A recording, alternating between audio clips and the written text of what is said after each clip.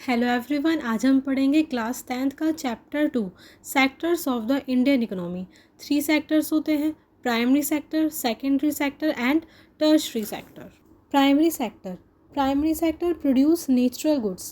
Primary sector natural good produce करता है। Natural good वो गुड्स जो हमें नेचर प्रोवाइड करती है। This sector also called agriculture sector. इस सेक्टर को हम एग्रीकल्चर सेक्टर भी कहते हैं।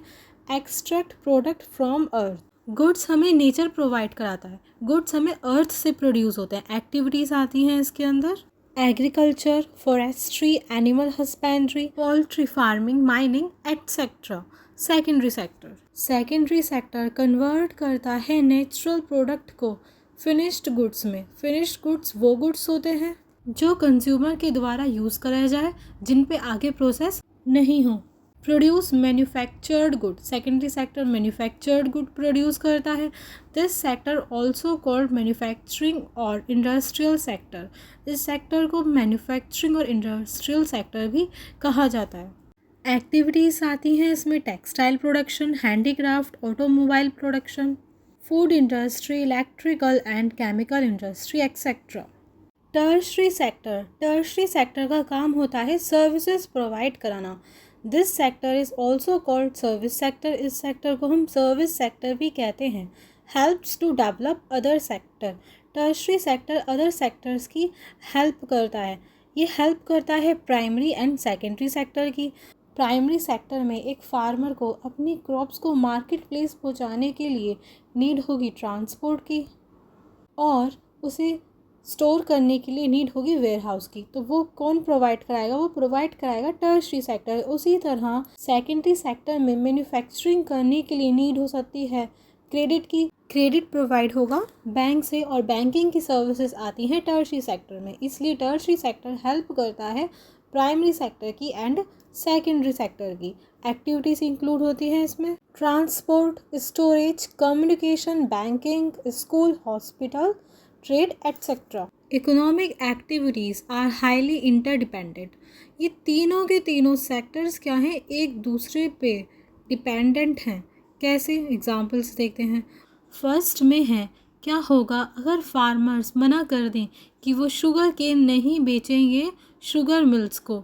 ये शो करता है कि सेकेंडरी सेक्टर क्या है? डिपेंडेंट है प्राइमरी सेक्टर पर। सेकंड एग्जाम्पल में है, क्या होगा कॉटन कल्टीवेशन का अगर कंपनीज मना कर दें कि वो इंडियन मार्केट से नहीं खरीदेंगी और इंपोर्ट कराएंगी कॉटन अदर कंट्रीज से। इससे फार्मर को नुकसान पहुंचेगा, उन्हें अदर क्रॉप पे स्विच करना पड़ेगा और कॉटन के प्राइस गिर जाएंगे। ये शो करता है कि प्राइमरी सेक्टर डिपेंड है सेकेंडरी सेक्टर पर। एग्जाम्पल 3, फार्मर्स को ज़रूरत होती है गुड्स की फार्मिंग के लिए, जैसे कि tractor, pump set, electricity, pesticides, fertiliser etcetera. क्या होगा अगर इन गुड्स के प्राइस बढ़ जाएं? और जब इन गुड्स के प्राइस बढ़ेंगे देन फार्मिंग की कॉस्ट बढ़ेगी और प्रॉफिट फार्मर का कम हो जाएगा।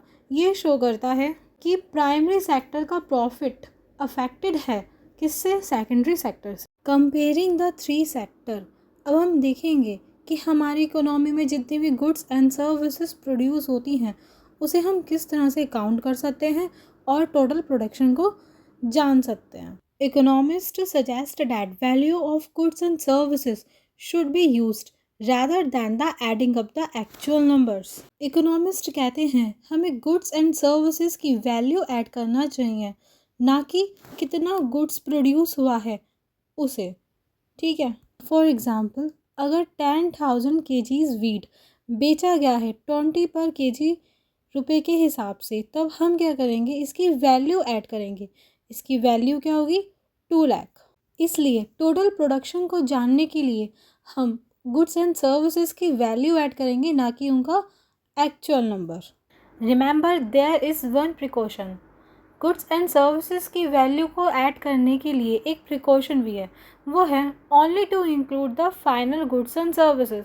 हमें सिर्फ और सिर्फ फाइनल गुड्स एंड सर्विसेज ही इंक्लूड करनी है।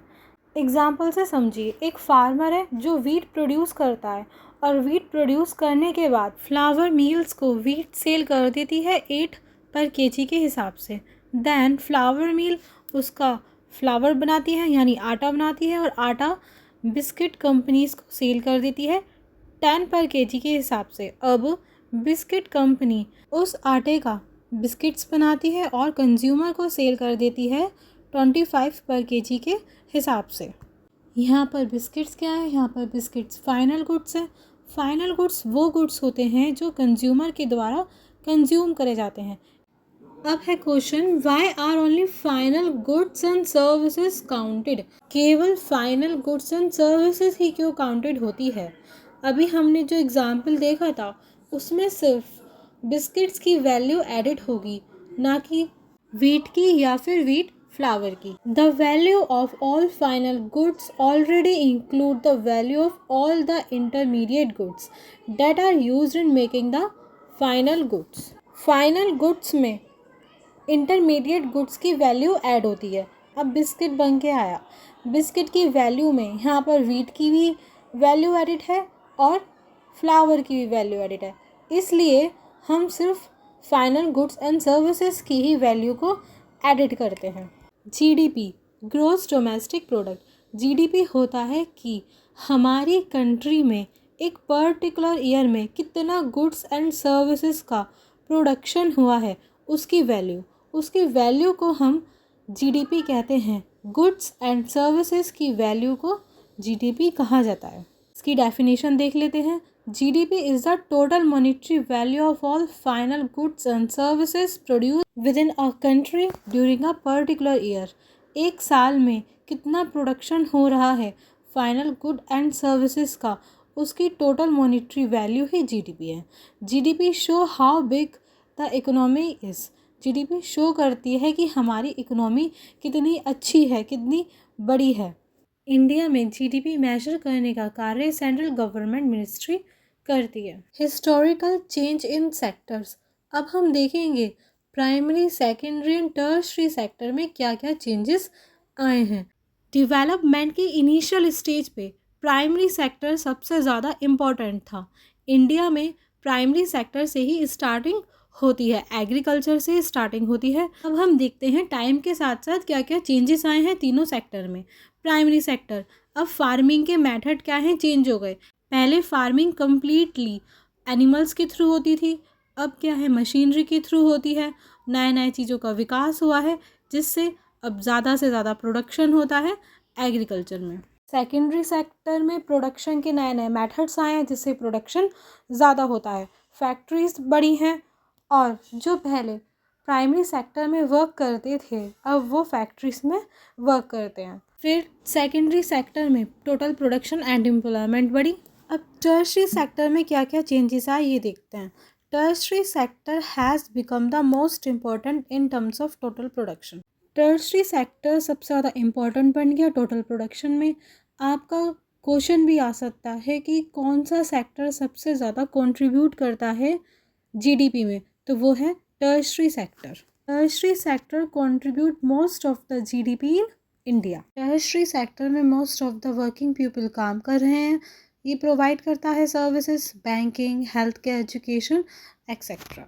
नेक्स्ट हम देखेंगे primary, secondary and tertiary sector का प्रोडक्शन। इन तीनों के प्रोडक्शन में कितना कितना चेंजेस आया है 14 ईयर्स में। ये ग्राफ हमें तीनों सेक्टर की जीडीपी शो कर रहा है और 14 ईयर्स में जीडीपी में कितना चेंजेस आया है ये शो करता है। फर्स्ट गिवन है 1973 टू 74 एंड सेकेंड गिवन है 2013 टू 14। ये शो कर रहा है कि 14 ईयर्स में प्रोडक्शन तो बढ़ा है, लेकिन प्रोडक्शन में सबसे ज़्यादा जो ग्रोथ करी है वो करी है टर्शरी सेक्टर में। तो as a result in the year 2013 to 14 the tertiary sector has emerged as the largest producing sector in India, replacing the primary sector।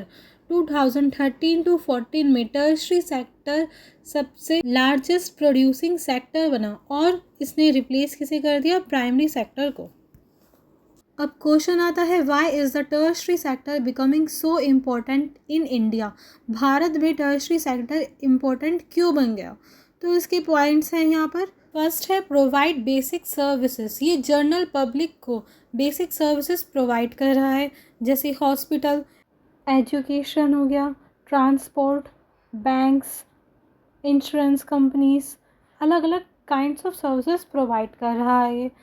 Second है development of the primary and secondary sector.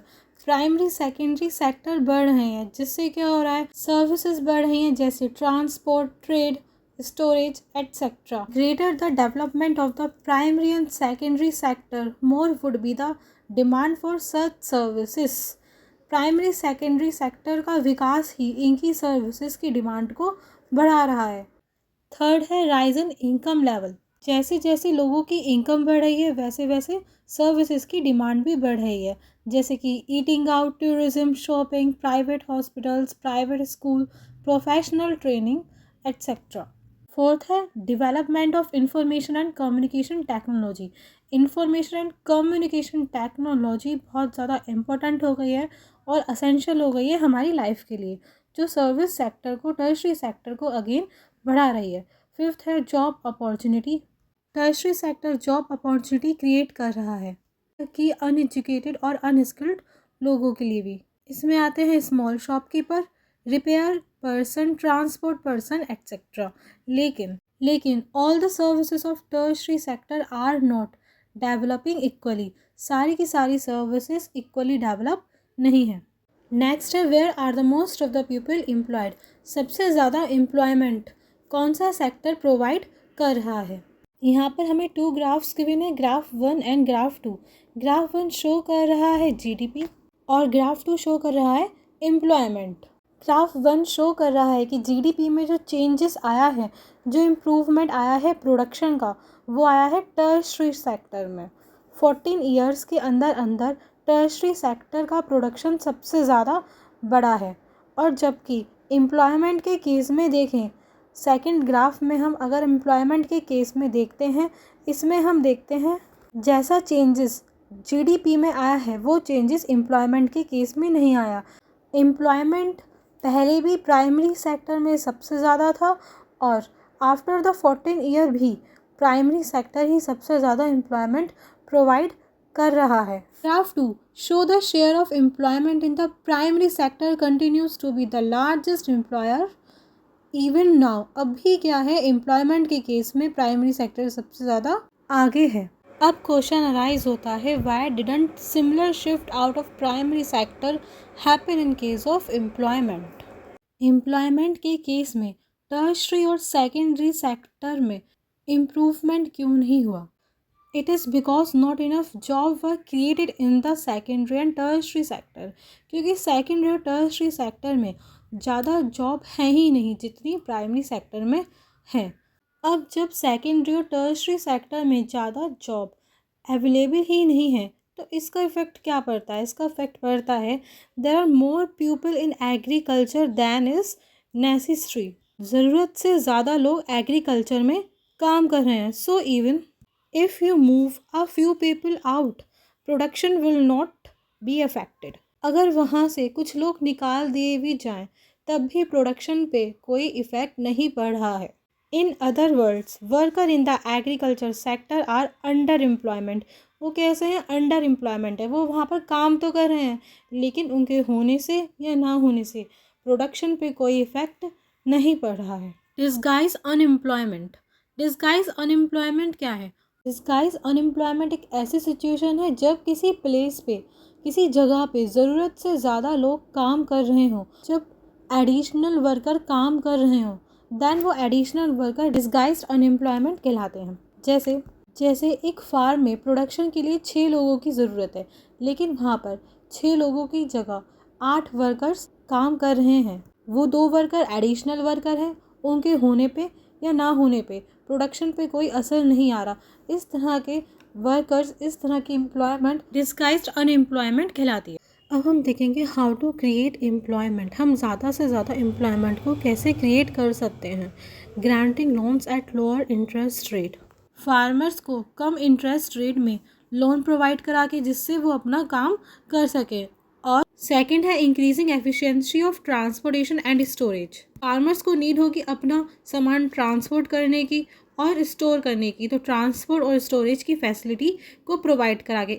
Emphasis on education and training centre. बच्चों के लिए school खुलवा के, अगर बच्चे school जाएंगे तो क्या होगा, चाइल्ड लेबर की प्रॉब्लम खुद ही कम हो जाएगी। Promoting small scale industry such as mills, honey collection etcetera, जो स्मॉल स्केल इंडस्ट्री हैं उन्हें प्रमोट करके। नेक्स्ट है by construction of dams and canals farmers can irrigate their field easily. अगर डैम्स एंड कैनल्स अच्छे होंगे देन फार्मर अपने field की अच्छे से सिंचाई कर सकते हैं। अब हम जानेंगे मनरेगा क्या है। मनरेगा स्कीम रूरल एरिया में जो अनएम्प्लॉयमेंट है उसको कम करने के लिए ये स्कीम सेंट्रल गवर्नमेंट ने बनाई थी, जो इम्प्लीमेंट करती है राइट टू वर्क की अधिकार है सबको काम करने का। 625 डिस्ट्रिक्ट में ये लागू हुई, जिसे हम कहते हैं Mahatma Gandhi national rural employment guarantee act 2005। ये 2005 में आई थी, जिसे हम मनरेगा 2005 के नाम से भी जानते हैं। In rural area all those who are able to and are in need of work are guaranteed 100 days of employment in a year by the government। गांव में जो लोग काम कर सकते हैं और जिन्हें काम की ज़रूरत है, गवर्नमेंट उन्हें 100 दिन का रोज़गार की गारंटी प्रोवाइड करती है एक साल में। If the government fail in its duty to provide employment, it will give unemployment allowance to the people। अगर गवर्नमेंट 100 दिन का रोज़गार प्रोवाइड कराने में फेल हो जाती है, उस केस में वो अनएम्प्लॉयमेंट अलाउंस प्रोवाइड करती है। Division of sectors as organised and unorganised, हमने पहले पढ़ा था primary sector, secondary sector and tertiary sector. अब हम जानेंगे ऑर्गेनाइज्ड एंड अनऑर्गेनाइज्ड सेक्टर क्या होता है। ऑर्गेनाइज्ड सेक्टर कवर करते हैं वो प्लेस ऑफ वर्क जहाँ पर टर्म्स ऑफ एम्प्लॉयमेंट रेगुलर होती है, फिक्स्ड होती है कि आपको कितनी सैलरी मिलेगी, आपसे कितना काम करवाया जाएगा, और साथ ही साथ जॉब की भी गारंटी मिलती है। ये गवर्नमेंट के द्वारा रजिस्टर्ड होते हैं और इन्हें सारे रूल्स एंड रेगुलेशन फॉलो करने पड़ते हैं। वर्कर यहाँ पर जॉब सिक्योरिटी को एंजॉय करता है। वर्कर सिर्फ फिक्स नंबर ऑफ आवर्स ही वहाँ पर काम करता है। वर्कर्स को बेनिफिट मिलते हैं जैसे कि paid leave, payment during holiday, provident fund, gratuity, medical benefits etcetera. Retirement के बाद वर्कर्स को पेंशन भी मिलती है। अब है unorganised sector. Unorganised sector small होते हैं और largely outside the control of the government, और गवर्नमेंट के कंट्रोल के बाहर होते हैं। अनऑर्गेनाइज्ड सेक्टर में भी रूल एंड रेगुलेशन होते हैं लेकिन उन्हें कोई भी फॉलो नहीं करता। यहाँ पर जॉब्स जो होती हैं वो लो पेड होती हैं और ज़्यादातर रेगुलर भी नहीं होती। यहाँ पर एम्प्लॉयज़ को कोई बेनिफिट्स नहीं मिलते, कोई प्रोविज़न नहीं है ओवर टाइम के लिए, पेड लीव के लिए, holidays, leave due to sickness etcetera, और जॉब सिक्योरिटी भी प्रोवाइड नहीं करी जाती। हमने ये तो पढ़ लिया, अनऑर्गेनाइज्ड सेक्टर में वर्कर्स को ना जॉब सिक्योरिटी मिलती, ना फिक्स्ड वर्किंग आवर होते, और ना ही वेजेस अच्छे मिलते, और ना ही अदर फैसिलिटीज़ प्रोवाइड करी जाती हैं। अब हम पढ़ेंगे how to protect workers in the unorganised sector. Unorganised sector में वर्कर्स को किस तरह प्रोटेक्शन मिले।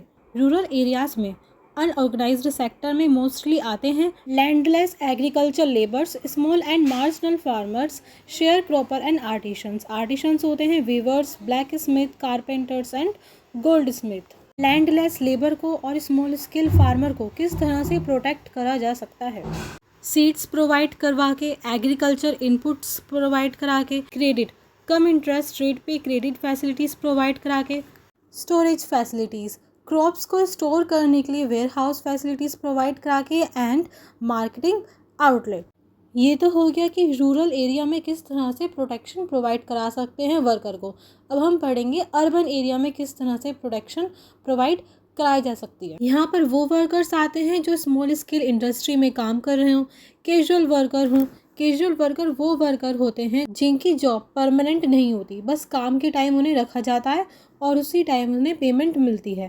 ट्रेड एंड ट्रांसपोर्ट, इसमें छोटे बिजनेसमैन आते हैं।